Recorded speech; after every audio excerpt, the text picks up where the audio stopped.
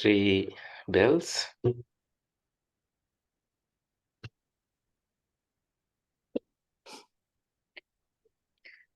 Namo tassa bhagavato arahato samma sambuddhassa. Namo tassa bhagavato arahato samma sambuddhassa.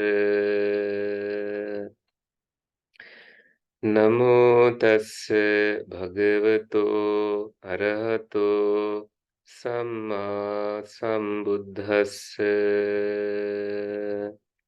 Homage to him, to the worthy one, blessed one, fully enlightened one. Sadhu, sadhu, sadhu. So, let's actually do some meditation and then go to our discussion. You maybe you can come to a meditation posture and close your eyes and connect with what you hear. To begin with, you can take a deep breath in and bring your shoulders all the way up. And drop your shoulders as you breathe out.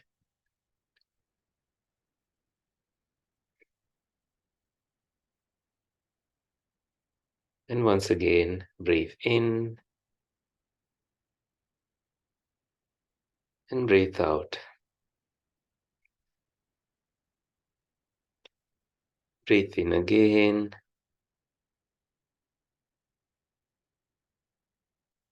And breathe out.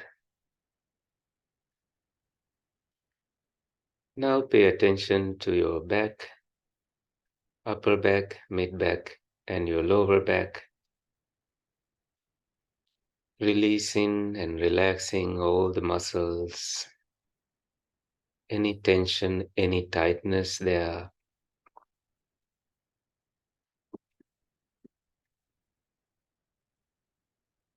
And you may also pay attention to your neck, the position of your neck.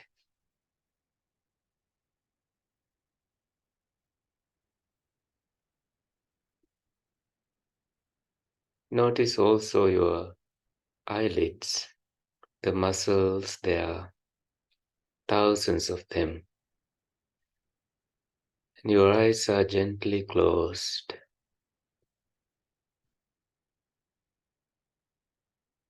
And you keep it that way during this simple and brief guided meditation with the intention of welcoming positivity and relaxation to your heart, to your body, to your overall being. Now, to your knees.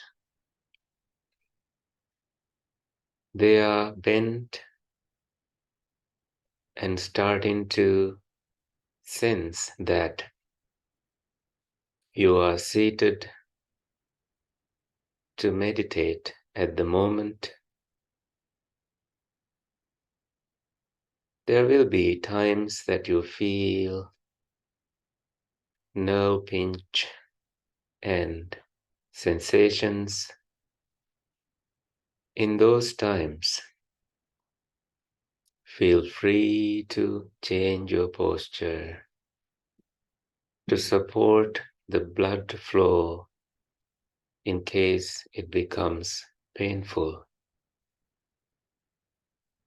and irritable to this practice.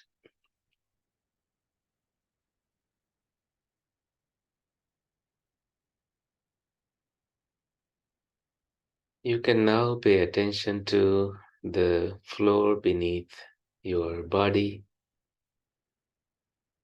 to get a sense of touch between the floor and your body. The floor that is supporting you, your entire being at this moment.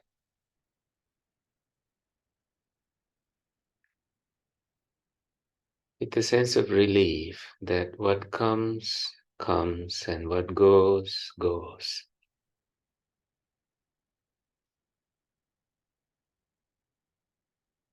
You can breathe in and breathe out.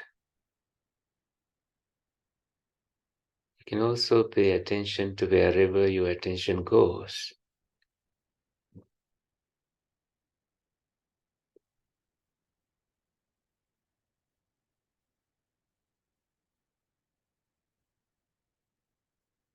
To feel uplifted in a way, you can bring a wholesome thought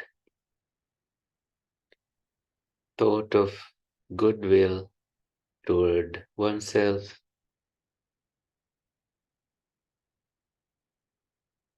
and then slowly and gradually to those around you. May I be well and happy.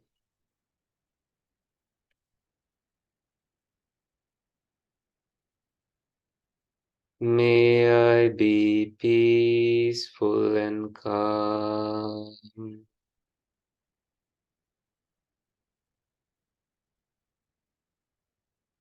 May I be free from anger and ill will.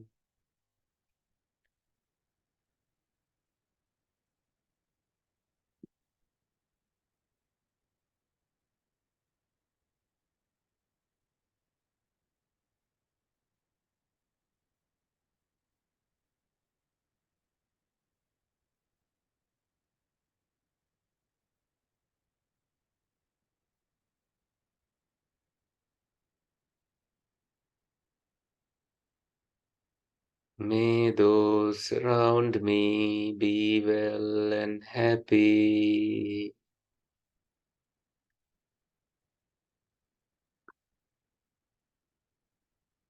May my parents and siblings,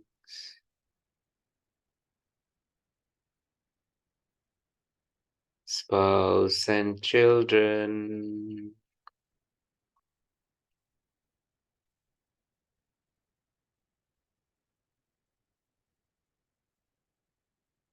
teachers,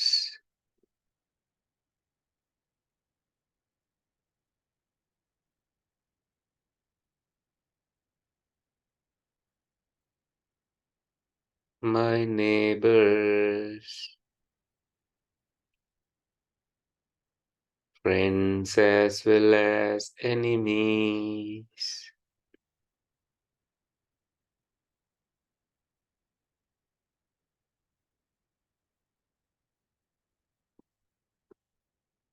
may those living near and far away,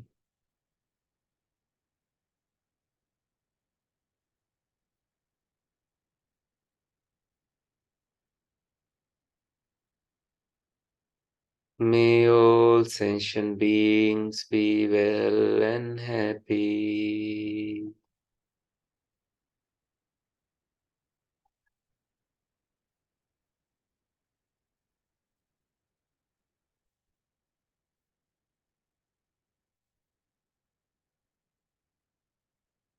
May those who suffer be free from suffering.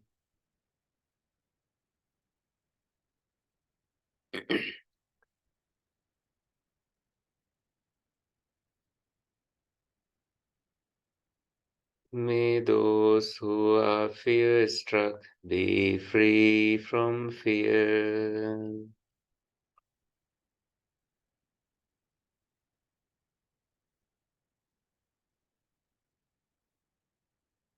May those who are grief-stricken be free from grief.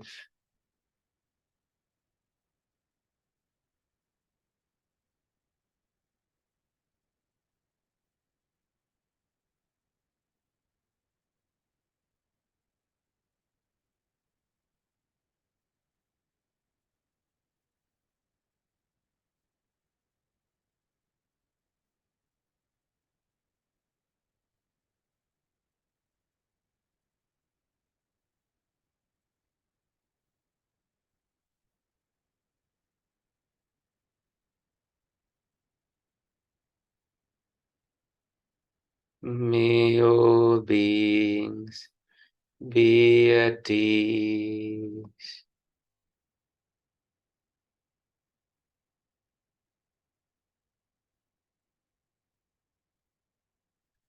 Those seen and unseen.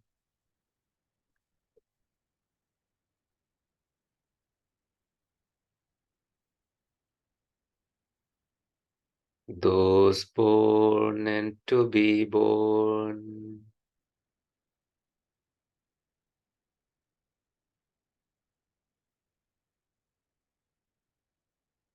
May all beings be free from suffering.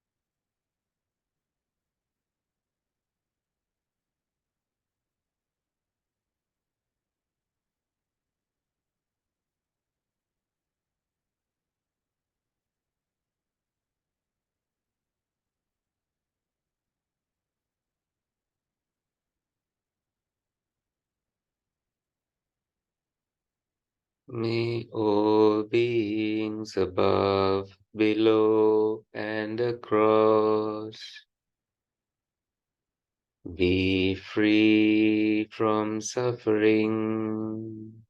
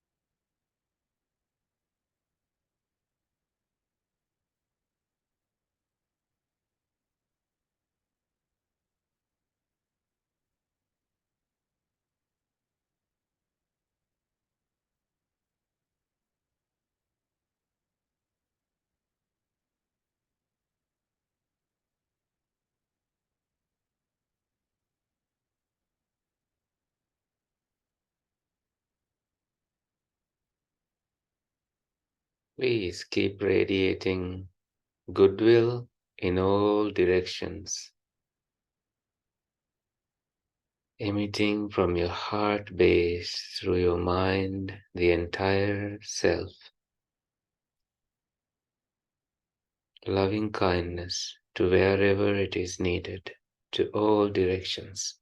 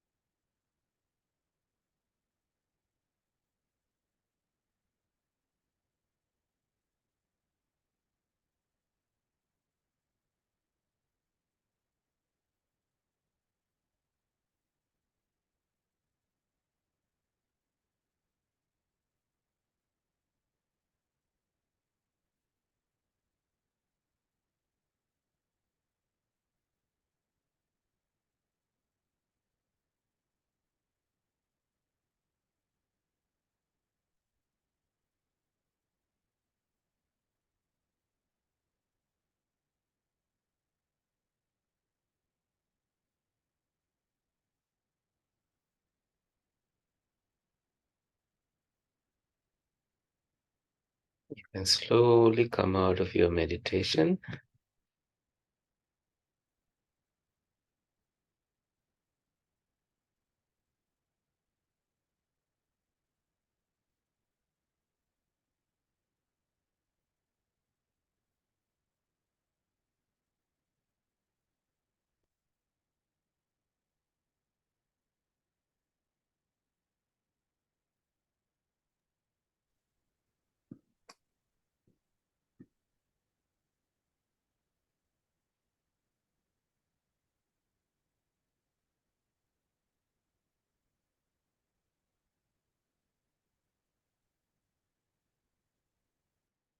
So we are looking at 3 different suttas, maybe more today. But before you look at the printed one, I have opened the Upaḍḍha Sutta, half of the holy life, and I will read it so we understand why we are talking about friendship today. In this, I have heard that on one occasion, the Blessed One was staying among the Sakyans, that's his own clan. Now, there is a Sakyan town named Sakkara. There, Venerable Ananda went to the Blessed One and on arrival, having bowed down to the Blessed One, sat to one side. As he was sitting there, Venerable Ananda said to the Blessed One, "This is half of the holy life, Lord, having admirable people as friends, companions, and colleagues." Don't say that, Ananda. Don't say that. Having admirable people as friends, companions, and colleagues is actually the whole of the holy life. It's not half, it's the entire life. When a monk has admirable people as friends, companions, and colleagues, he can be expected to develop and pursue the Noble Eightfold Path.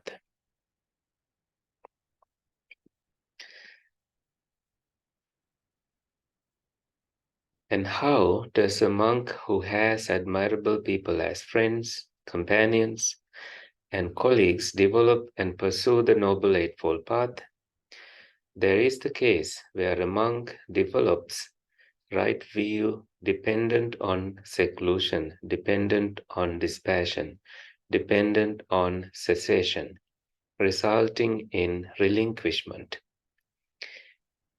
He develops right resolve, right speech, right action, right livelihood, right effort, right mindfulness, right concentration, dependent on seclusion, dependent on dispassion, dependent on cessation, resulting in relinquishment. This is how a monk who has admirable people as friends, companions, and colleagues develops and pursues the Noble Eightfold Path.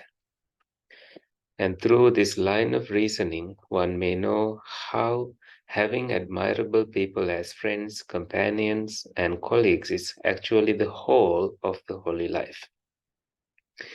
It is in dependence on me as an admirable friend that being subject to birth have gained release from birth. Beings subject to birth have gained release from birth. The Buddha speaking from his personal experience. I will read that again. It is in dependence on me as an admirable friend that beings subject to birth have gained release from birth, or else they have attained enlightenment, Nibbāna, freedom from birth and death. That beings subject to aging have gained release from aging. That beings subject to death have gained release from death. That beings subject to sorrow, lamentation, pain, distress, and despair have gained release from sorrow, lamentation, pain, distress, and despair. It is through this line of reasoning that one may know how having admirable people as friends, companions, and colleagues is actually the whole of the holy life. That is Sañutta Nikāya 45-2 Upaḍḍha Sutta. Now we can go to our other short sutta, that is Discourse on Advantages of Loving Kindness, that you have in front of you today. And this is a discourse from Gradual Discourses, Anguttara Nikāya. It's called Mettānisaṃsa Sutta.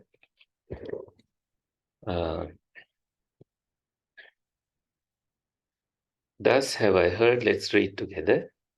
On one occasion, the Blessed One was living near Savatthi at Jetavana at Anathapindika's monastery. Then he addressed the monks, saying, "Monks." "Venerable Sir," said the monks, by way of reply. The Blessed One then spoke as follows. "Monks, 11 advantages are to be expected from the deliverance of heart by familiarizing oneself with thoughts of loving kindness, by the cultivation of loving kindness, by constantly increasing these thoughts, by regarding loving kindness as a vehicle of expression, and also as something to be treasured, by living in conformity with these thoughts, by putting these ideas into practice, and by establishing them. What are the 11? He sleeps in comfort, he awakes in comfort, he sees no evil dreams, he is dear to human beings, he is dear to non-human beings, Devas, gods, protect him, fire, poison, and sword cannot touch him, his mind can concentrate quickly, his countenance is serene, he dies without being confused in mind. If he fails to attain arahantship, the highest sanctity, here and now, he will be reborn in the Brahma world, some super more than human world. These 11 advantages, monks, are to be expected from the release of heart by familiarizing oneself with thoughts of loving kindness, by cultivating of loving kindness, by constantly increasing these thoughts, by regarding loving kindness as a vehicle of expression and also as something to be treasured, by living in conformity with these thoughts, by putting these ideas into practice, and by establishing them. So said the Blessed One. Those monks rejoice at the words of the Blessed One. Now, we can read the 11 benefits again with this idea in mind. Thank you.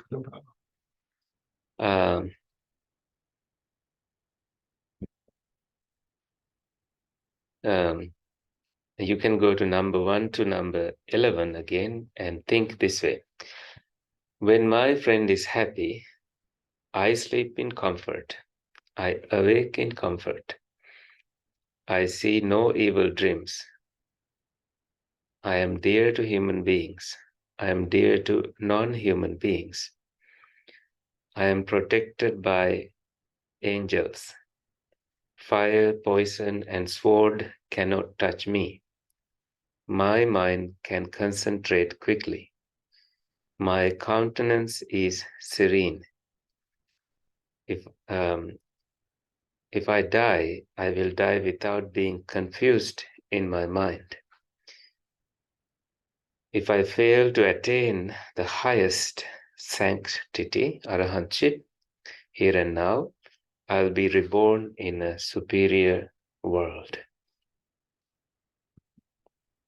Does that change the meaning to you when we read with that thought in mind, that when my friend is happy, I sleep in comfort? It does, right?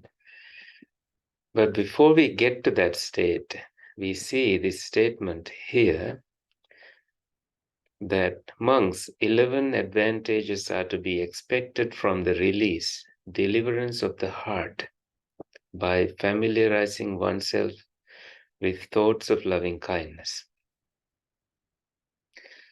So This is in Pali, Mettāya bhikkhave ceto vimuttiya asevitaya bhavitaya bahulikataya anuttitaya parichitaya susamaradhaya. That is coming up here. Asevitaya is familiarizing oneself with thoughts of loving kindness. Bhavitaya is cultivating of loving kindness. Bahulikataya, by constantly increasing these thoughts. Yanikataya, by regarding loving kindness as a vehicle of expression. Vattukataya, by taking it as something to be vattu, treasured, something that I love to keep around me. By living in conformity with these thoughts,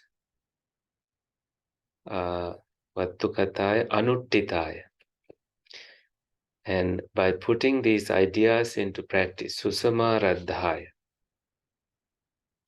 Now, parichitaya, putting these ideas into practice is parichitaya, and then by establishing them, susamaradhaya. So in doing all this, we get the best result, that is the release, deliverance of heart by deliverance of heart. That comes from getting rid of angry thoughts, not choosing anger, but choosing goodwill toward oneself and others. And I will also connect this with Mahātaṇhāsaṅkhayasuttaṃ, the greater discourse on distraction of craving, where we find the part where the Buddha discusses about a being who decides to restrain themselves and they practice right speech, which is an important part of our practice. And they do practice this way. They give up lying, they speak the truth and stick to the truth. They are honest and trustworthy, and they don't trick the world with their words. They give up divisive speech. They don't repeat in one place what they heard in another's. They don't repeat in one place what they heard in another so as to divide people against each other. Instead, they reconcile those who are divided, supporting unity, delighting in harmony, loving harmony, speaking words that promote harmony. Friendship again. They give up harsh speech. They speak in a way that is mellow, pleasing to the ear, lovely, going to the heart, polite, likable, and agreeable to the people. They give up talking nonsense. Their words are timely, true, and meaningful, in line with the teaching and training. They say things at the right time, which are valuable, reasonable, succinct, and beneficial. So when we put these pieces together, we become a good friend. And we increase our circle of friends because of developing right speech. And at least they have a memory of us as people who speak right things. That's very difficult for us sometimes, because we end up telling the wrong thing. And then, of course, we regret it later, but now, it is like when you throw a stone, you can't take it back. If you throw it into deep ocean, you can't really go find it easily. So we know the same effect. When we say something, it's already out and it's hard to take it back. And people are creative about this, that they say different things to emphasize the same thing. So I had one other place, but do you have questions before I pull that? Um,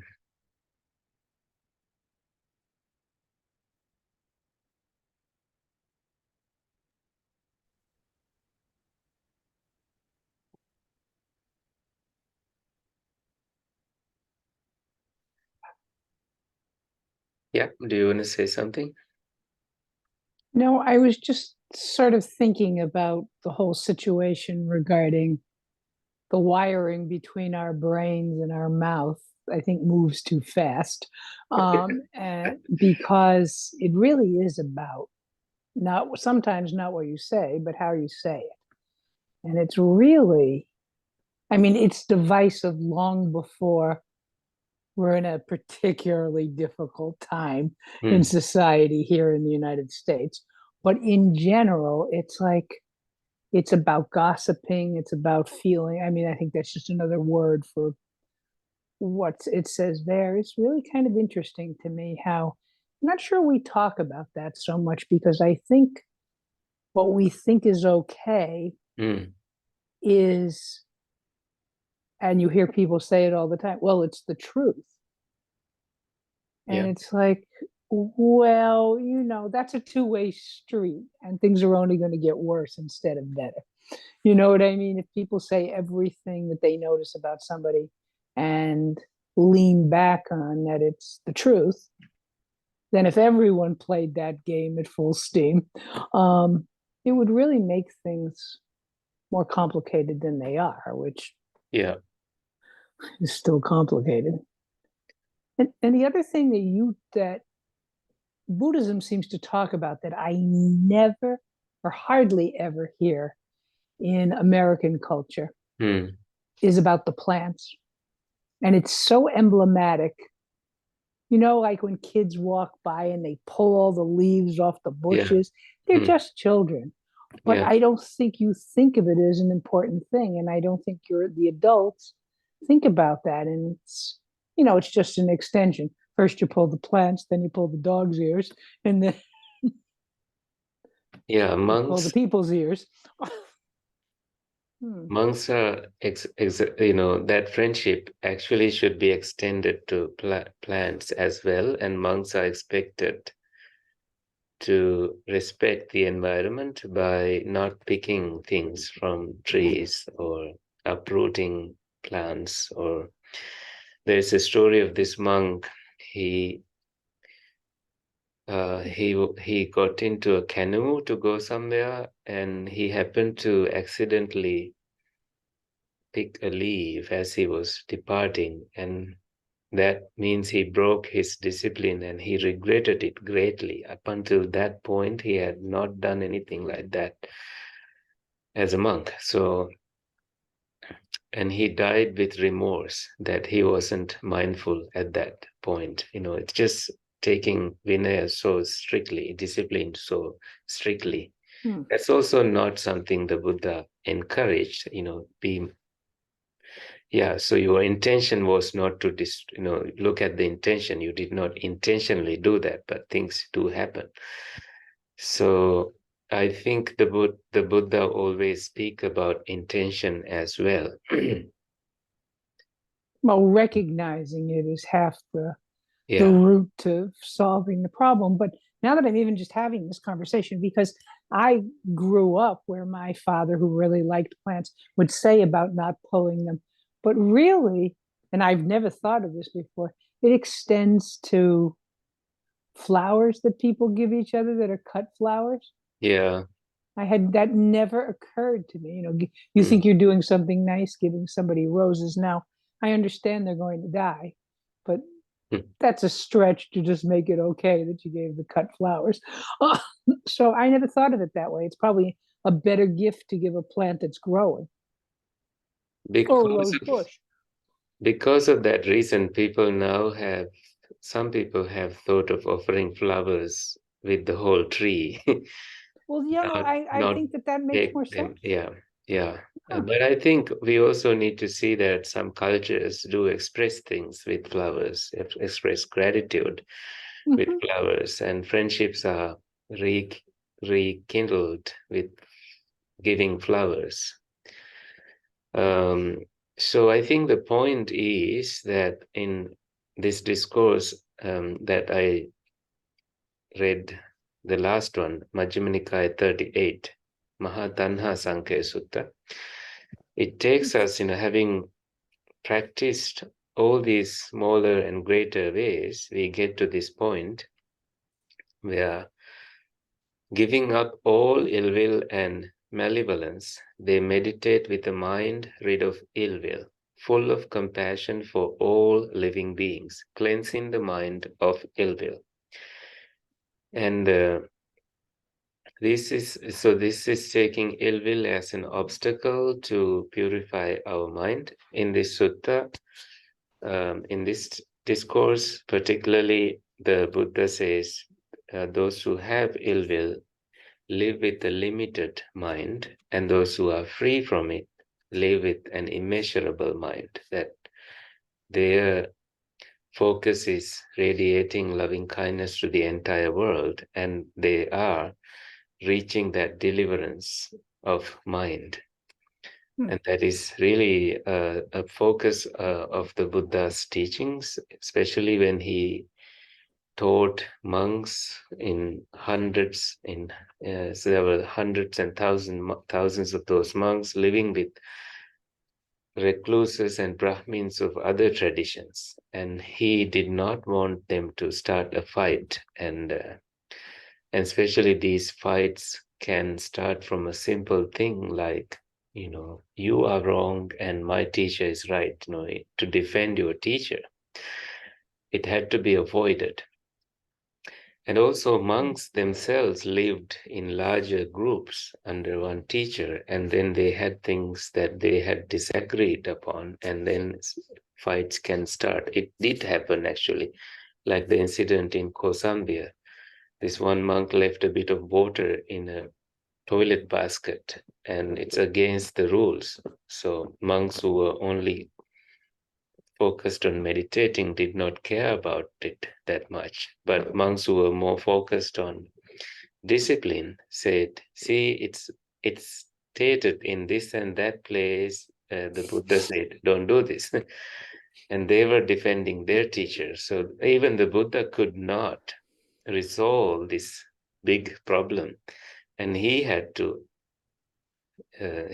go to the forest and take a break from this whole thing.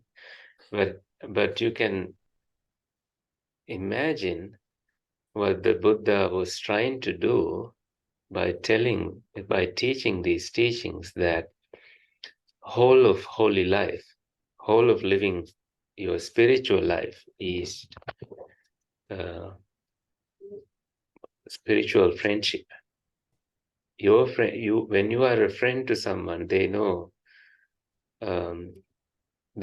things about you. They know how you are doing. They know that you are dealing with some problems. You are dealing with this and that. And it is when you being a good friend, when you are a good friend, people around you start to feel that, and they treat you accordingly. It takes a while, but sometimes people may tend to take advantage of that situation, but you still you give and you become the giver, and you still give because you value that friendship.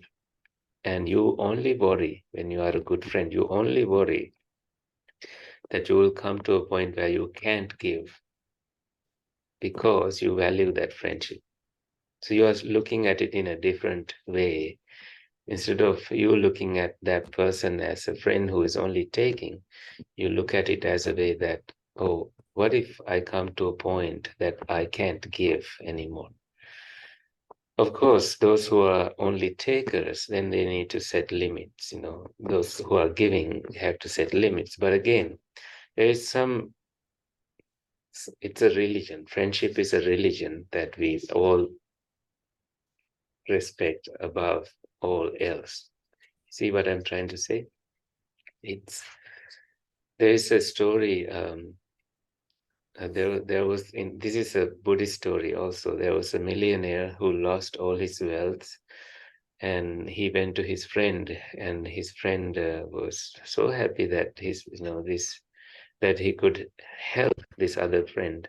He divided all his wealth by half and said, "Take all these, take my servants, take all my cattle at that time." And so his friend happily went back and lived a comfortable life. And then there came a point that the friend who helped fell into agony, lost all his wealth, and he and his wife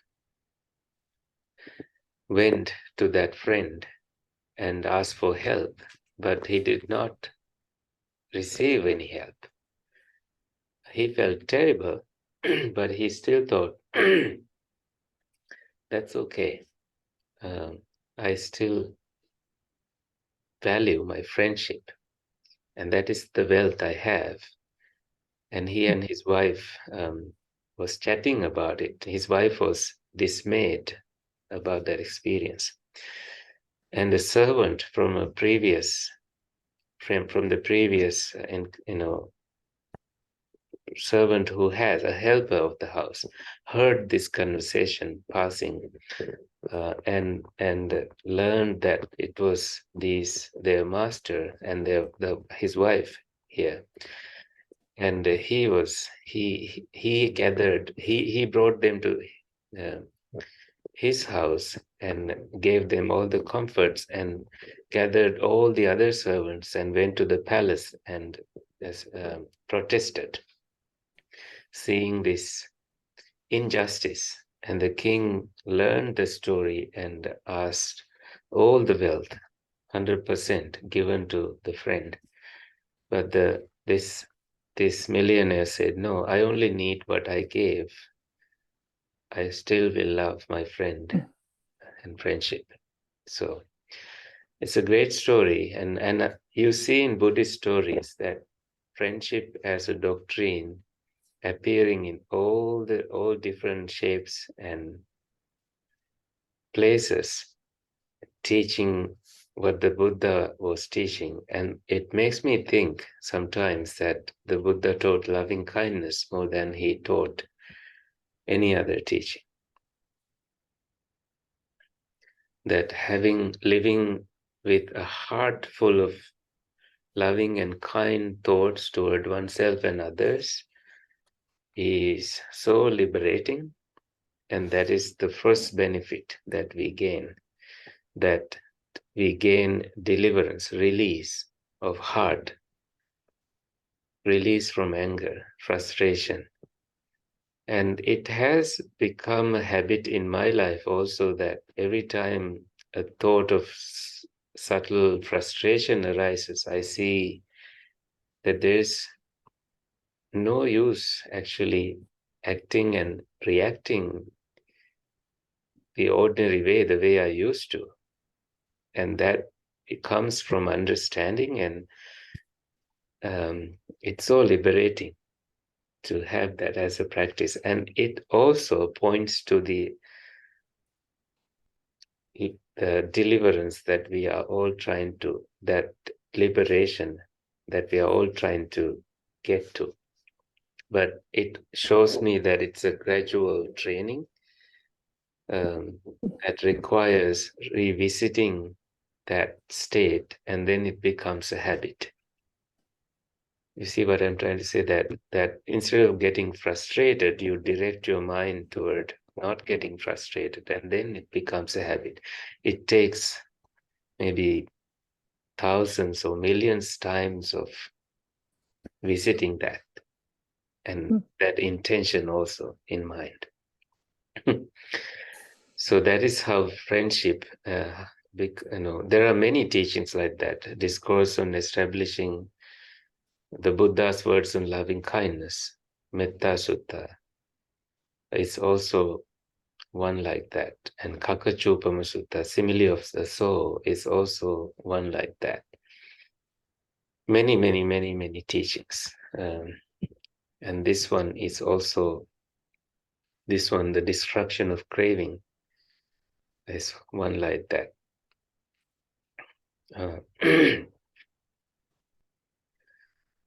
So you see, in destruction of craving discourse, it says, when they see a sight with their eyes, if it is pleasant, they don't desire it. If it is unpleasant, they don't dislike it. See, disliking is an aspect of frustration and aversion. It does not arise in that mind. They live with mindfulness of the body established and a limitless mind, with an immeasurable mind instead of limitless heart. I would say with an immeasurable mind. Appamana chetaso. So they truly understand the freedom of heart and freedom by wisdom, where those arisen bad, unskillful qualities cease without anything left over. So coming to that point is so liberating. This is a mind that is now ready to actually meditate and develop and see what is happening, seeing the hologram and the pieces and how the pixels change in when these pieces are missing, pieces of loving kindness is missing.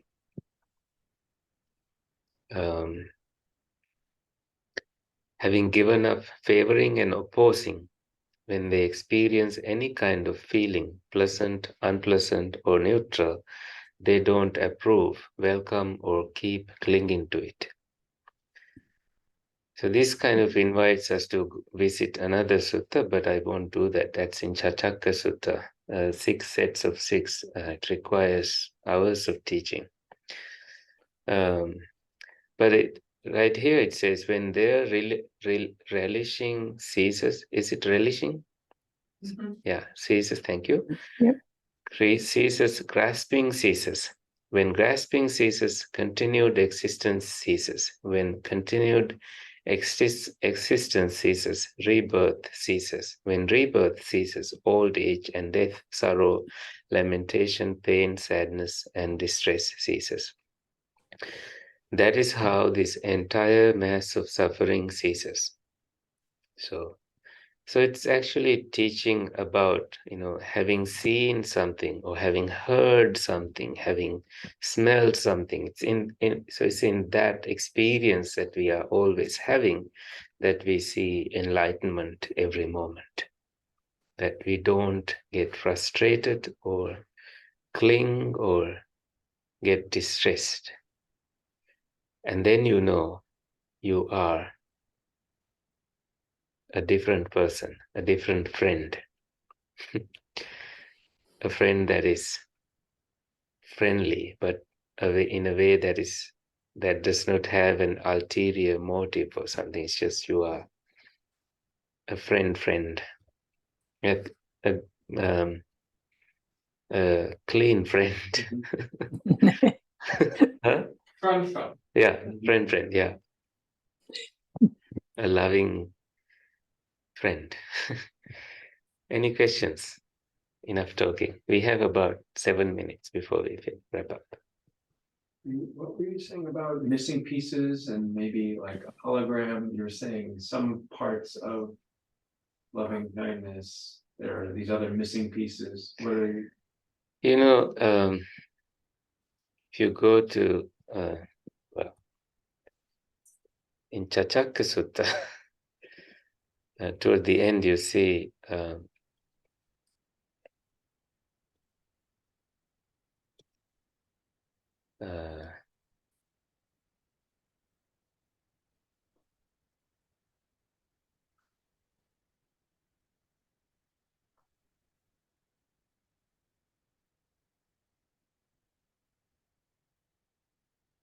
find it easily.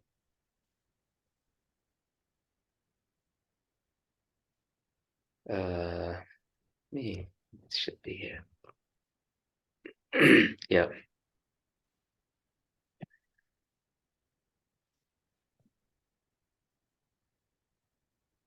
This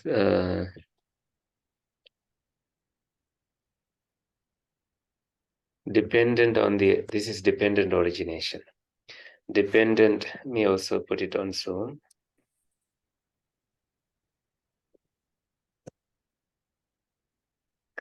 Dependent on the eye and forms, there arises consciousness at the eye. The meeting of the three is contact. With contact as a requisite condition, there arises what is felt either as pleasure, pain, or neither pleasure nor pain. If, when touched by a feeling of pleasure, one relishes it, welcomes it, or remains fastened to it, then one's passion, obsession gets obsessed. If, when touched by a feeling of pain, one sorrows, grieves, and laments, beats one's breast, becomes distraught, then one's resistance, obsession gets obsessed. Anger. If, when touched by a feeling of neither pleasure nor pain, one does not discern as it actually is present, the origination, passing away, allure, drawback, or escape from that feeling, then one's ignorance, obsession gets obsessed. That a person without abandoning passion, obsession with regard to a feeling of pleasure, without abolishing resistance, obsession with regard to a feeling of pain, without uprooting ignorance, obsession with regard to a feeling of neither pleasure nor pain, without abandoning ignorance and giving rise to clear knowing, would put an end to suffering and stress in the here and now. Such a thing isn't possible. Just looking at underlying tendencies. And when I said the hologram, and a part of that is missing, is that you don't have loving kindness in you, deeply rooted in you. This is actually in meditation, not when we are dealing with anyone outside meditation. There, if it is not cooled down in the base of your heart, then you don't get we don't get the whole picture of dependently arising nature and the cessation nature, especially if your intention is to let go of anger completely. You see the root of it arising. And now you can put the pixels together and see, oh, it's not, enlightenment is not a place where you visit or get to. It's seeing how anger arises, how delusion arises, how a view of self arises and ceases, how they cease. And now you have true knowing. And that, my friend, is actually becoming a good friend, an arahant, a mitta, a friendly one. Any other thing? A beneficial one to the entire world, like the Buddha. Someone a little while back was talking about just talking about plants again. Someone mentioned once that maybe there was some mention of plants being two khandha beings, rupa and vedana only. Is this anywhere in the Pali Canon, or do you know? I'm not sure. You've heard of this? Interesting way of looking at plants. So plants have the form and did you say, what is the other one? Vedana. Feelings. Yeah. Yeah. No consciousness. Or no other aggregates. This is what this one person had proposed, and I don't know if they read it somewhere or there's an interesting way. For some reasons, the Buddha said, don't pick leaves from trees and don't step on new sprouts and let them grow. intentionally don't do those things intentionally. He wanted to protect the environment where monks lived and did not encourage destroying forest. He particularly said, destroy the forest of defilements, vanang chindata, but don't cut the trees, marukhang. And he, in Vinaya, you see monks, when they had to build monasteries, there was care given to the environment always, and they wanted, and this is why many forest monasteries are actually protecting that forest, that ecosystem in developed countries or developing countries now. And people don't do hunting in those places. They don't cut trees, and all the precious, valuable flora and fauna remain the way they're supposed to live. But I don't see any place, I don't remember seeing in any place which khandas are present in a tree. And yeah, it's. You were talking, but you are muted. That's true. I am. I said, technically, they're alive. You know what I mean? They are, They're exactly, yeah. They're, and I think that that's the principle now of not, why would you keep picking at them? But then there's the issue of overgrowth. And I mean, is that more a situation? And I sound like I'm being silly, but I'm not really, of just giving them a little bit of a trim. Yeah. You know what I mean? Dead leaves that are dead and things like that. It's, I mean, I think that's basically like for folks who don't eat meat or fish, they, the thought is, well, they are alive. You know, it seems it's kind of basic in a way, but I realize that they don't read and write. You know what I mean? Again, I'm not being silly. I'm just simply saying that it's kind of as simple as that in some ways. And then what it does for the environment is, as we've learned and continue to ignore sometimes, is invaluable. For sure, trees, scientists say that they communicate with other trees. Of course, some of them are aggressive and poisonous, and some have. Oh yeah, I guess I never thought of it that way. And some trees hold the other trees. When the root is cut, still I have seen a picture of a tree holding another tree to grow, and it has also become a big tree, and it's just great resilience and support from the other tree. I'm not sure if the tree intended to do that, but it's just the way how that has happened. And we are talking about millions, or if not billions, of years of evolution and how things have evolved this far. And it's a thing that maybe the Buddha said, don't think too much about it, you'll go crazy if you think too much about it. So we'll or you think about it in a more simplistic way. Yeah, in a more simplistic way of, if it does grow and it's alive, then why are we poking at it? Yeah. And it is an evolution situation to some extent. So we help and support people. Sometimes we don't even realize we're doing it, but by kindness or something, the other trees are helping each other. Yeah, I think everything is interconnected, and if we really destroyed the trees, and we don't have a way to survive, of course.